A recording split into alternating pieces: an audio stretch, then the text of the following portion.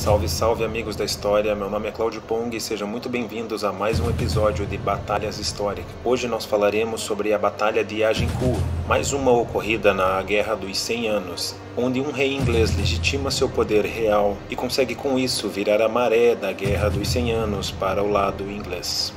Toca o barco.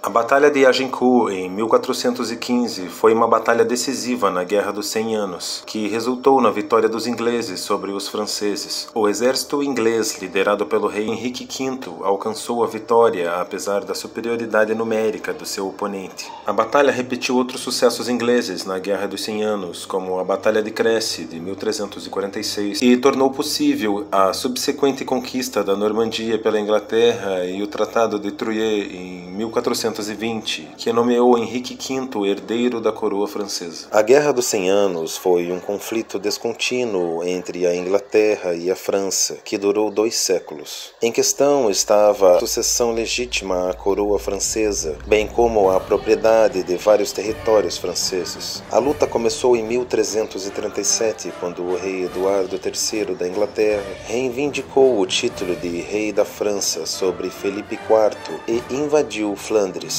Ele continuou com uma série de batalhas, cercos e disputas ao longo do século XIV, com franceses e ingleses tirando vantagem. Quando Henrique V ascendeu ao trono inglês em 1413, houve uma longa trégua nas lutas, e isso foi formalmente declarado em 1396. Trégua esta que deveria durar 28 anos, selada pelo casamento da filha do rei francês Carlos VI com o rei Ricardo II da Inglaterra. No entanto, a necessidade de reafirmar sua autoridade em casa, bem como sua própria ambição e senso de justiça, levou Henrique V a renovar as reivindicações inglesas na França. A Inglaterra estava repleta de discórdias políticas desde que Henrique IV, da Casa de Lancaster, pai de Henrique V, usurpou o trono de Ricardo II em 1399. Desde então houve tensão entre a nobreza e a casa real, a ilegabilidade generalizada em todo o reino e vários atentados contra a vida de Henrique V.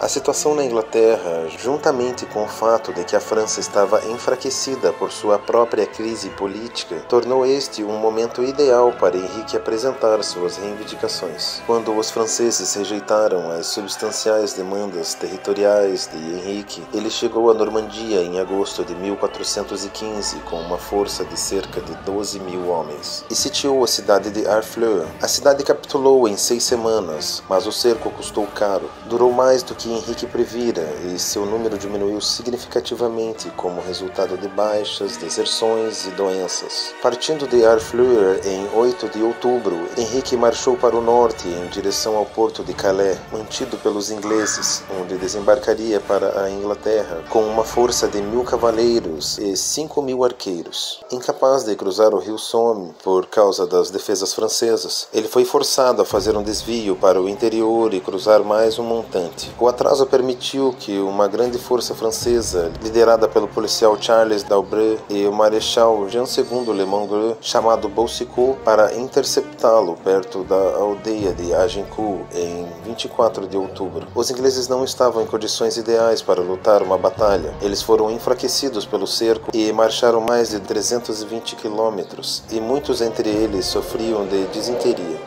Pela maioria dos relatos contemporâneos, o exército francês também era significativamente maior do que o inglês. Embora o grau exato de sua superioridade numérica seja contestado, estimativas comuns colocam o exército inglês em cerca de 6.000, enquanto o exército francês provavelmente consistia de 20.000 a 30.000 homens. Isso sugere que os franceses poderiam ter superado os ingleses em 5-1. Pelo menos um estudioso estima o exército francês em não mais do que 12.000, indicando que os ingleses estavam em desvantagem de 2-1. Parece claro, no entanto, que os ingleses estavam em uma clara desvantagem numérica.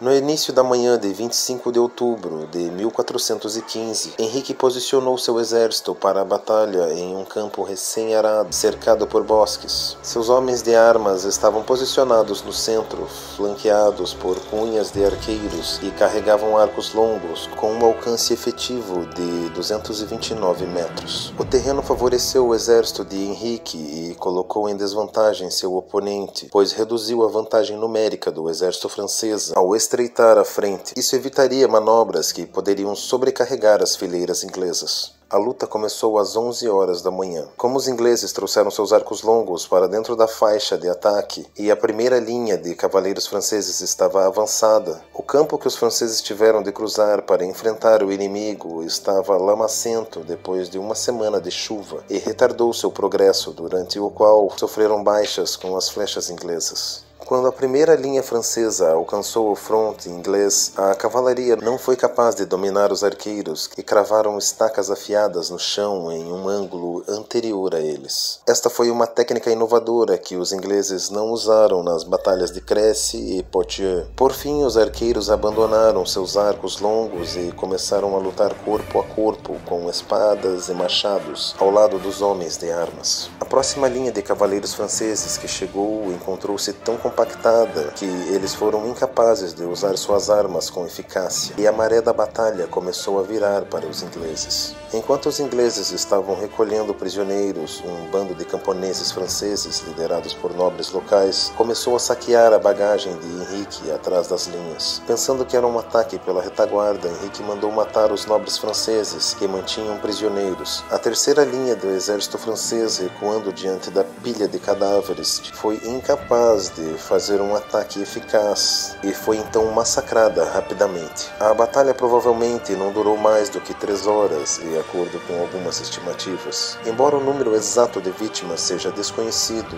estima-se que as perdas inglesas somaram cerca de 400, enquanto as francesas cerca de 6.000 homens, muitos dos quais eram nobres. Após a vitória, Henrique continuou sua marcha para Calais e voltou à Inglaterra em novembro para uma manifestação de sentimento nacionalista. Relatos contemporâneos descrevem o esplendor triunfal com o qual o rei foi recebido em Londres em 23 de novembro, com apresentações elaboradas e coros em sua passagem para a Catedral de São Paulo. O efeito da vitória sobre o moral nacional foi poderoso. Agincourt veio depois de meio século de fracasso militar e deu aos ingleses um sucesso que repetiu vitórias como Crécy e Poitiers. Além disso, com este resultado, Henrique V fortaleceu sua posição em seu próprio reino. Legitimou sua reivindicação à coroa, que estivera sob ameaça após sua ascensão. Mais importante ainda, a batalha foi um golpe militar significativo para a França e abriu o caminho para novas conquistas e sucessos ingleses. A nobreza francesa, enfraquecida pela derrota e dividida entre si, não conseguiu enfrentar novos ataques com resistência efetiva. Henrique conseguiu subjugar a Normandia em 1419, uma vitória que foi seguida pelo Tratado de Troyes em 1420, que prometia Henrique a filha do rei Carlos VI, Catarina, e o nomeava herdeiro da coroa francesa. A Batalha de Agincourt foi imortalizada por William Shakespeare em sua peça Henrique V. Muito obrigado e prepare-se para a batalha.